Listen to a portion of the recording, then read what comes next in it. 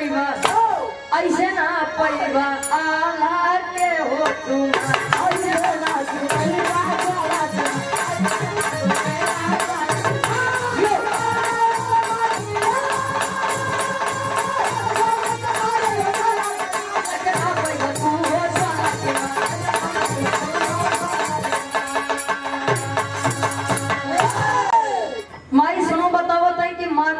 आप मार लीजिए, लेकिन मेरी एक बात सुनिए। ज्वाला सिंह ने माँ दुर्गा से वचन किया है कि वह मेरे बेटे यानी आपके भतीजे इंदल की बड़ी बलि चढ़ाएगा माई के चौरा पे, और जब तक नहीं चढ़ाता माँ की कृपा उसके ऊपर बनी रहेगी। तो जाए के अपने भैया से बात बताओ, समझ बूझ के तब गए। उधर जी विलाप कर रहे हैं, रो रहे हैं, कहे क्या हुआ आपकी भाभी का कुछ पता चला है? सारी बात बताए। इतनी बतिया सुनते मन ताला जी क्रोध में आई है। नहीं उधर नहीं दे सकता मैं। जौने लड़का के हमें इतने प्यार से पाले उन लड़का के बोली हमें कि मेहरारू खातिर नहीं दे सके। मैं मर जाऊंगा, मेरी पत्नी आए ना जाए वो चलेगा, लेकिन मैं अपने वंश को नहीं खत्म करूंगा। इतनी बतिया जब आल्हा जी के उदल जी सुने तो उदल जी डांटे लगे, समझावत है पागल हो गए, वो दिमाग खराब हो गया आपका। कल को यही अंदर जब बड़ा होगा राजपाट संभालेगा, दुनिया इसको ताना मारेगी। इनके पिता ने अपने मोह के लिए अपनी पत्नी को उस जल्लाद के हाथ में छोड़ दिया। अच्छा आल्हा जी उदल जी छोटे हैं, लेकिन आल्हा जी का समझावत है। आज समझे तब इंदल का लई जाते हैं कहाँ टेन के भाव में कभी जी लिखाते हैं।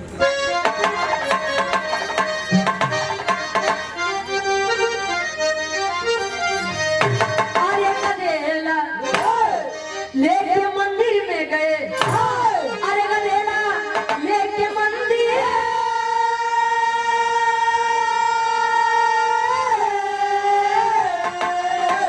अरे गधेला लेके मंदिर में गए तो सुनवा कारण याला उधर पीर बघेला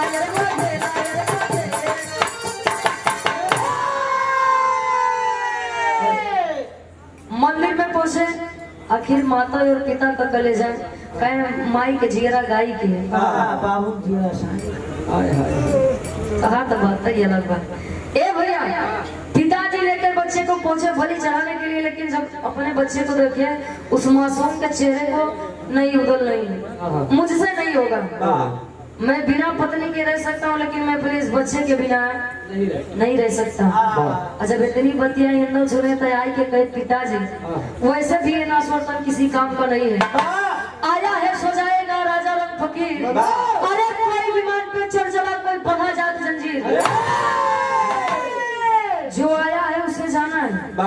चाहे 4 दिन आगे चाहे 4 दिन पास लाइन में सब केहू लगा है केकर नंबर कब आई ई नहीं पता बा। बेटा जी कह रुचि समझावत या तो रुचि नंबर नहीं है वही लाइन में पीछे भैया हम हो है। अब वही बिहार आवत है पता लगता सुबह का हो जाए देखिए का अच्छा बड़े कॉन्फिडेंस के साथ होता है। जब इतनी बतिया इंदल के आज आल्हा जी सुने तो अपने बच्चे की बहादुरी देख के पिता का कलेजा वाह वाह बेटा वाह, वीरों के खानदान में आखिर तेरी माँ ने एक वीर ही जन्माया है। बच्चे की गर्दन धड़ से अलग करते हैं, माई के चौरा पे जैसे बलि चढ़ाए माई दुर्गा प्रसन्न होते हैं, प्रकट हुई आशीर्वाद देते हैं, जैसे पापड़ के भाव में कभी नहीं करते हैं।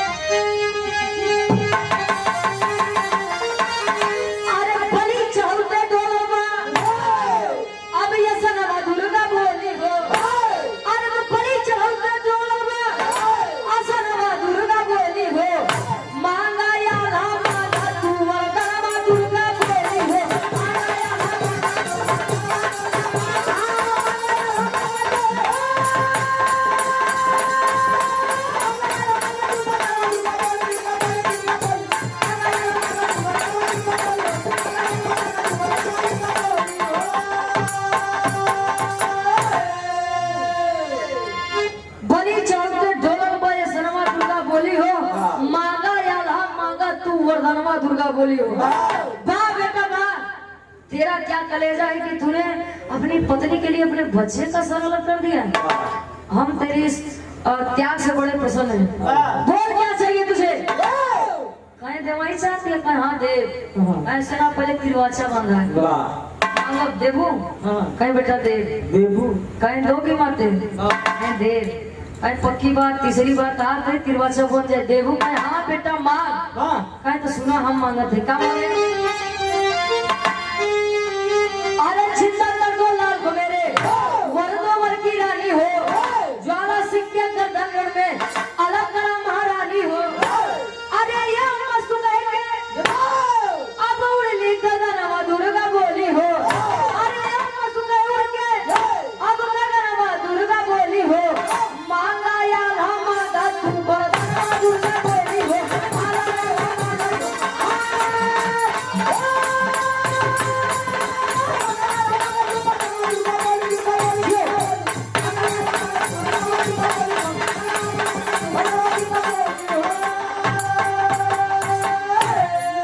ज्वाला सिंह की गर्दन रण में अलग करो महारानी हो। जाना भैया 3 जने ऐसा है कि बस पैसा दे दो हम जान जाए कि आप अजय शंकर यादव जी के प्रतिनिधि साहब आदरणीय हमारे धर्म को मैंने आपके सामने बलि पर चढ़ाया, उसी बच्चे को मेरे वापस करिए आप।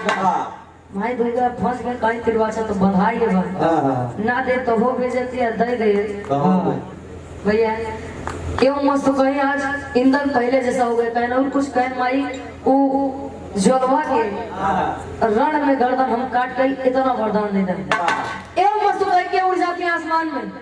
आज जब पथरीगढ़ वाले पर महोबा वाले आज चढ़ाई करत है तो ज्वाला सिंह डेराई के माई दुर्गा के चौरा पे जाता आल्हा के भाव में कवि जी प्रमाण देते हैं किसे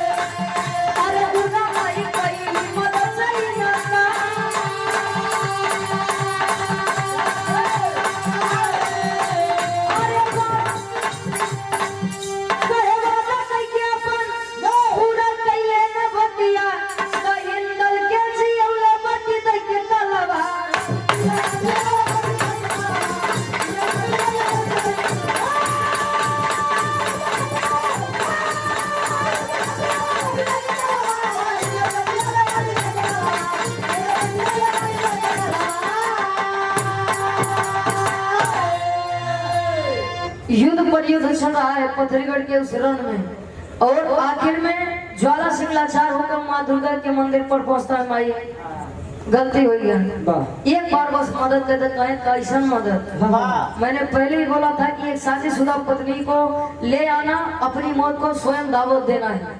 उस समय तुम तो प्यार में अंधे थे तुम्हें नहीं दिखा और मैंने कहा भी था तूने हमसे वचन किया था कि तू उसके पुत्र इंद्र की बलि मेरे वेदी पर चढ़ाएगा। अब बता कि मेरी क्या गलती थी। हमारा काम रहा लड़की तो है दबाऊ अब तू 3 महीना 4 महीना काहे रुका रहेगा तू जाना अब माई सुनवा जाने। मैंने तो शादी करने के लिए बुलाया था ना शादी क्यों नहीं किया था। और तुझसे पहले इंद्र की बलि उसी के पिता आधा ने चढ़ाई है और इंद्र को मैंने ही जिंदा किया है तलवार दी है उसे अपने और तेरी मौत निश्चित है। हमारा माना थे अब सोनुआ जी के मेहरारू नहीं पर समझिन बनाई मतलब जनता लड़की बस सुबह पंखी उही के शादी इंदल से कैदा लड़की के एक वीर के सहारा मिल जाये। माई दुर्गा जी समझावत नहीं किसे आखिरी भाव खड़ी के भाव में कवि जी लिखते हैं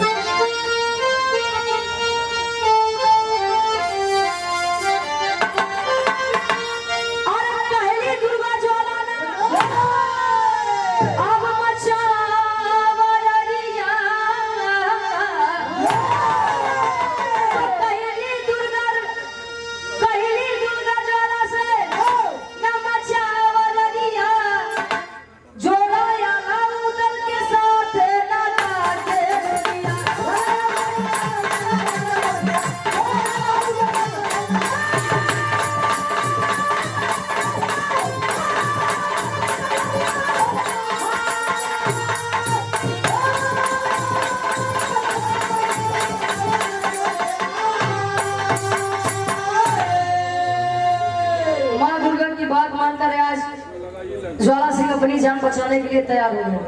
ठीक माँ, मैं अपनी बेटी की शादी इंदल के साथ कर दूंगा, लेकिन कह दीजिए कि मेरी जान और मेरा साम्राज्य बख्श दे आल्हा उल्लर किए क्या। आज कन्यादान कर रहे हैं ज्वाला से। अरे सुबह पंखनी से भले इंदल में भी आ हो तो डोली चढ़ी दे छने आई मामलात हो।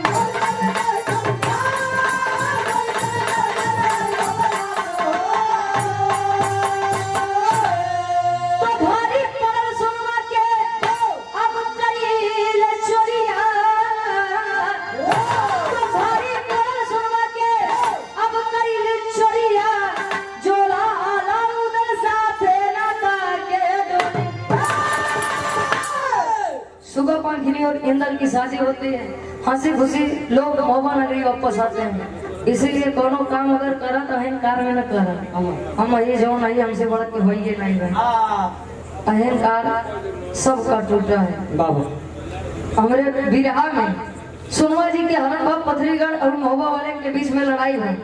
उधर जी चुड़ियारी अपने भौजाई कहे रे बदे और साथ इंदल जी के बियाह भैया।